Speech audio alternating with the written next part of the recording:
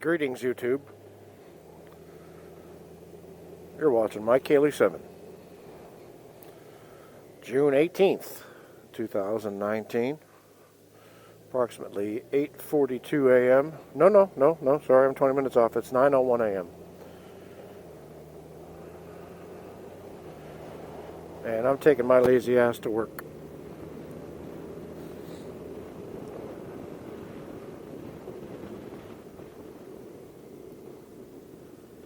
Got rained on yesterday afternoon. Didn't even get wet.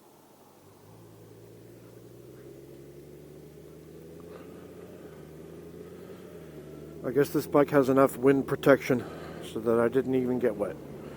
It wasn't a gully washer though, so maybe in a gully washer I would. This jacket's pretty good for that kind of thing too, so.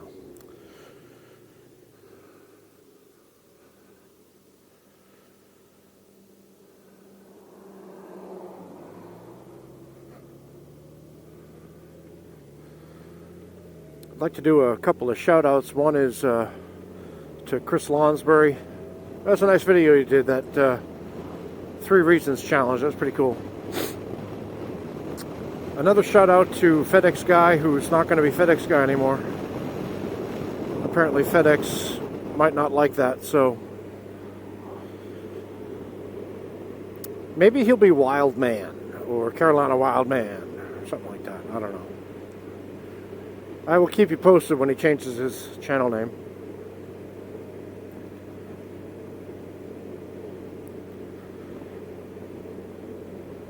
Shout out to Paul Fosbury. Hello, Paul. Cheers. I liked your video.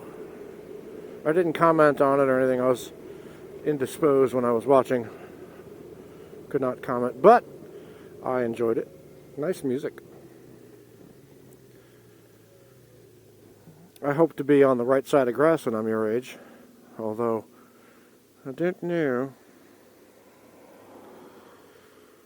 My mom's the same age. 80, 81, something like that.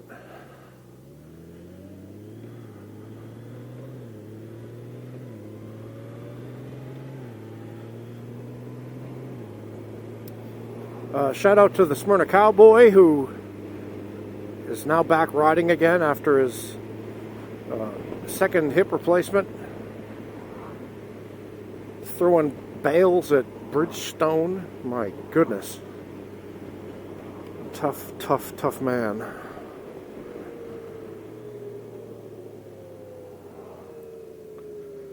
And I suppose that brings me to a topic of sorts.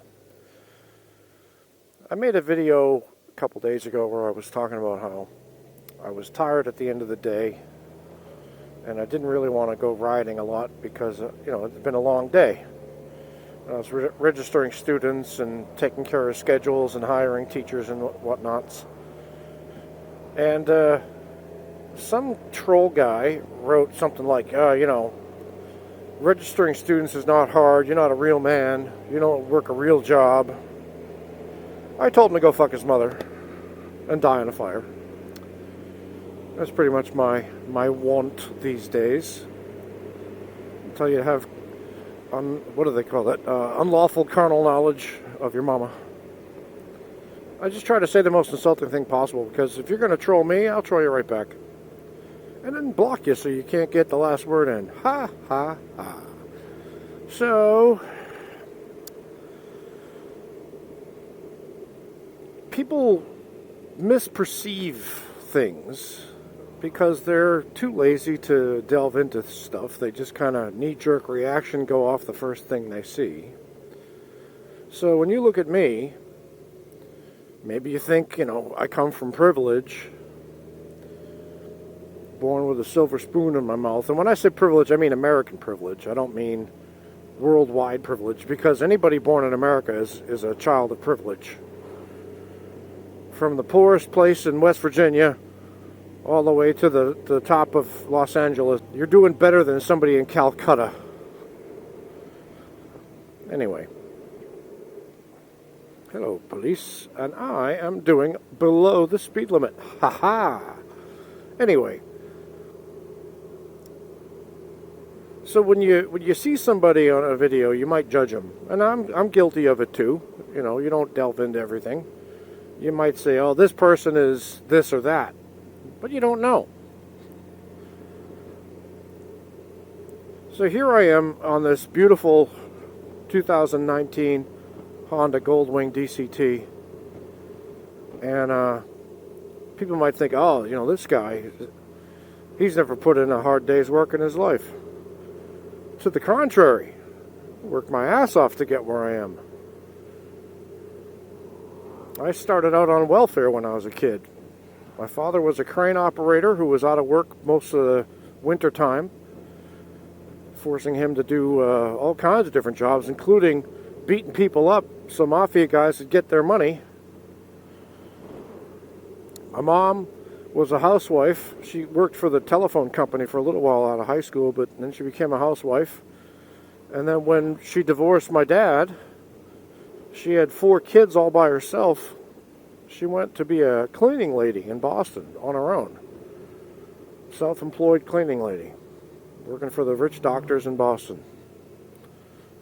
Doctors and lawyers. So I grew up technically poor, although, you know, I never really went hungry or anything like that. We had enough food because my mom worked her ass off.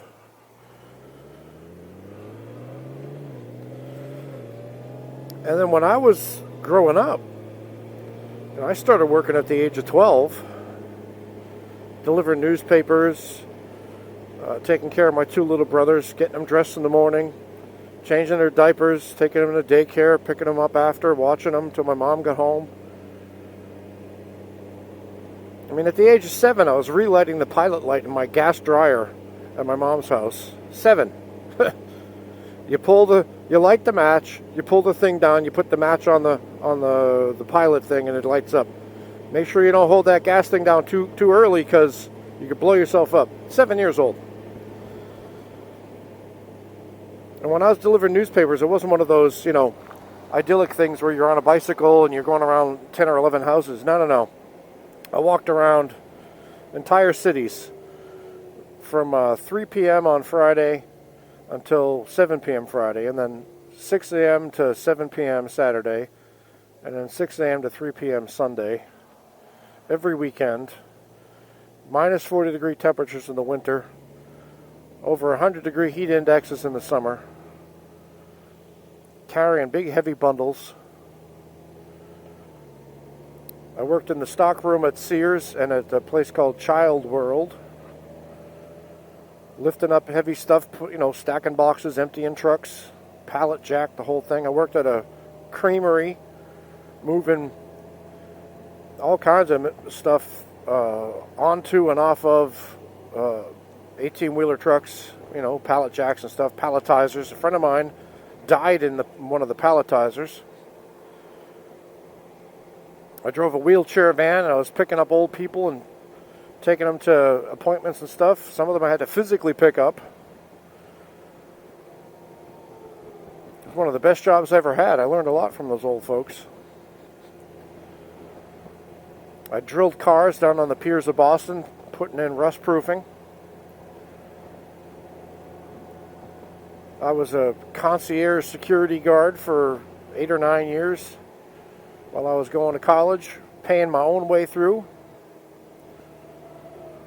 Still paying for that, actually.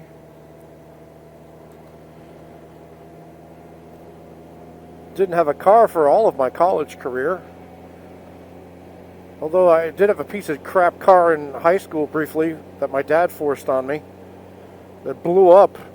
And then after it blew up, I couldn't afford to buy another one, so I ended up riding my bicycle and taking the bus and train everywhere for the next 11 years.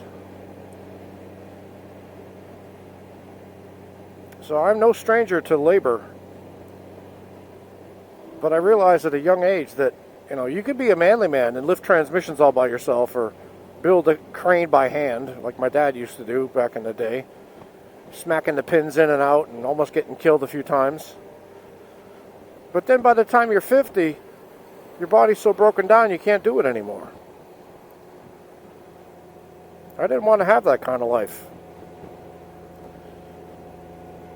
My father didn't want me to have that kind of life. My mom didn't. I didn't want to be a ditch digger, as my mom used to say.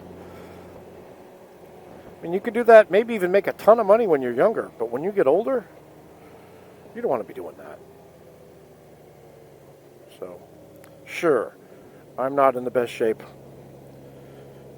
and I don't do hard labor anymore. But I dedicate my life to service to others, to help people, to empower them, and I'm proud of that. So here's my question to you. What are you proud of about your life? Let me know. Talk to you later. Watch this. You ready? You ready? Ready for this? Ready for this? Try that on a Harley. I'm kidding. I do the same thing on a Harley. Or I used to, anyway.